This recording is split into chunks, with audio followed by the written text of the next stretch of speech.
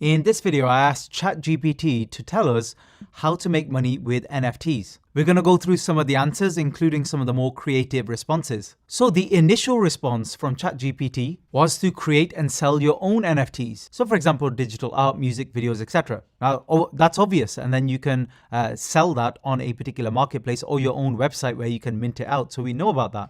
The second way is to buy and resell NFTs. So if you buy an NFT and then you sell it again on any marketplace for a higher price, obviously you'd make the profit there.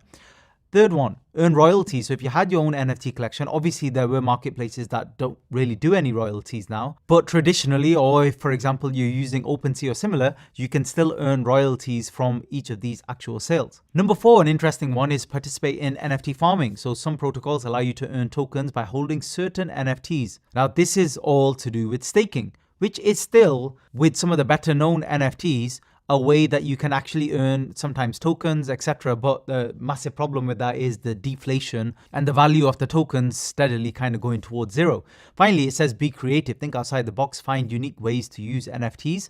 Now, for most people who are trading NFTs, this is not particularly helpful. All it's really saying is you can make a little bit more profit, but let's feed it a few more specific questions to see if we can get some better ideas. And I'll just remind you on one of my previous videos, the reason ChatGPT and AI is so important is I am 100% certain this is going to change everything. And it's as big, if not even bigger, than the invention of the internet. But the key skill for you watching today is how do you leverage AI? How do you use AI correctly? And I think at some point later this year, we'll see some sort of overlap between AI and NFTs, not in just in terms of actually generating the artwork, but much, much more.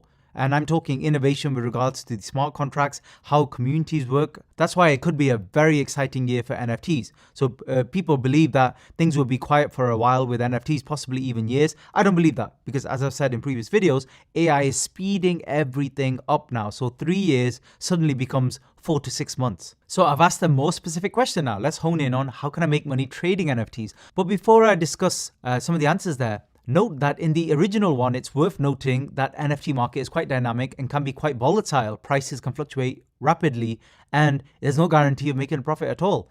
Also, it mentions that the regulatory environment around NFTs is still evolving, which is very much true. And this is, we've seen some cases where the SEC is now looking into things. For example, one of them is ApeCoin and how that was set up from the creators Yuga Labs. I really like this because it's a very comprehensive answer. It's actually warning you of a lot of the pitfalls a lot of beginners make when it comes to NFTs, which I've talked about on this channel for a very long time now, which is assuming that if you just buy something like an NFT and hold for a long period of time, everything goes up in value, which is obviously not the case. So in terms of answers here, it says research the market. You need to have a good understanding of market trends and the different types of NFTs available. Now, personally, I don't think that's really 100% requirement. It's more you actually research in the particular collection you're looking to invest in.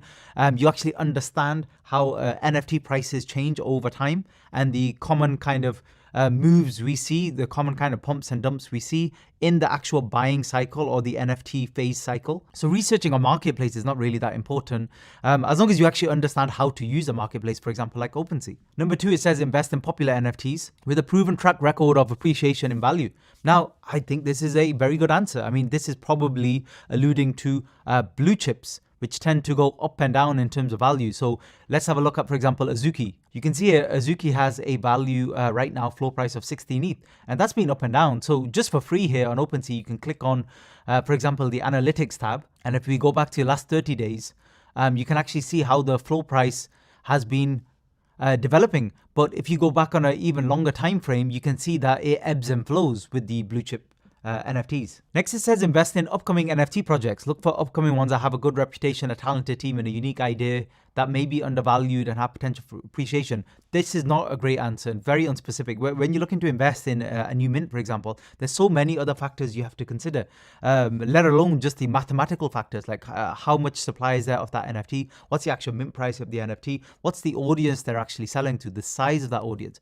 These things are very important, and good reputation and talented team is very hard to kind of define accurately nowadays with NFTs. Number 4, it says diversify your portfolio by investing in a variety of different NFTs. I think actually you should be doing the opposite, diversifying in a lot of NFT projects where you kind of lose focus. And the other problem is you'll end up with loads and loads of NFTs in your wallet, which I've discussed before as well, and just forget about them. It's hard to kind of concentrate on what's going on too many different areas or avenues. It's actually better you focus on anywhere between 1 and 3 NFT collections. And if you think one's doing really well, or it's already started doing well, you can always buy another NFT within the same collection. You need to kind of get to know certain collections well. Number 5, use a stop loss and take profit.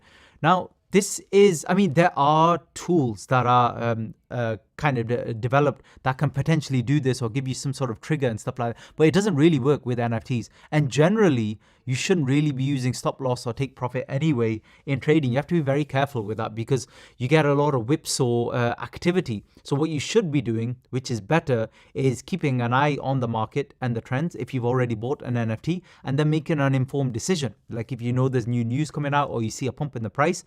With NFTs in general, you should be selling into the pumps. And if you do want to buy, you're buying at a time when the price is actually dipping, not appreciating. As an example, on our app, Deep Blue, if you type in Azuki, and I'll link it below this video, and you go onto the, let's say, the candlestick chart here, and we can go back all the way to June and beforehand. The point is, when you're investing in NFTs, you want to buy at times when the price is low. Now, you're never going to know how low the price is going to go. But if it was a blue chip, you want to be buying at a time when you're seeing the price actually falling. So even if you bought here or here, that's still a valid investment, a good investment, because you could argue that that was a support level for Azuki, for example, around the 18th mark. Now, we can't control what's going on with the wider market, crypto market, etc. But the point is, you don't want to be investing into green candles when the price is clearly appreciating upwards. That's a recipe for disaster when it comes to NFTs. When something's already pumped, it's better to actually walk away from it. Another cool thing you could do here when it comes to the actual question is you can re-roll that question. Now, they have been having problems with the site at the moment, but previously you could click on regenerate response. You could just copy and paste the same question, but let's go for something more specific now. So the final couple of questions: how do you know if an NFT will go up in value? Obviously, they've said it, it can be quite difficult, but popularity. NFTs in high demand are more likely to appreciate. Now, this is very much true. Trading volume is very, very important when it comes to NFTs. Then it says scarcity, NFTs that have limited supply.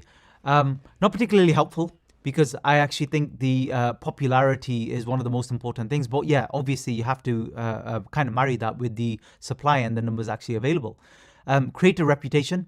I completely agree. That is important. But again, it's a little bit different. Just because you're a famous celebrity and stuff like that, and you don't know anything about NFTs, and then you suddenly launch an NFT, that's very different to somebody who's an existing founder who knows a lot about NFTs, has already launched successful collections, and is looking to do the same, either a derivative or a new collection. That's very, very different. So that's worth noting there, because the way NFTs work and hold value, and the way you can continue to provide value to your community, it's very tricky. It's definitely a challenge, especially in the NFT market at the moment. That's a hell of a lot smaller than it was, say, 12 months ago. Number 4, utility. NFTs that have utility and a use case are more likely to hold their value.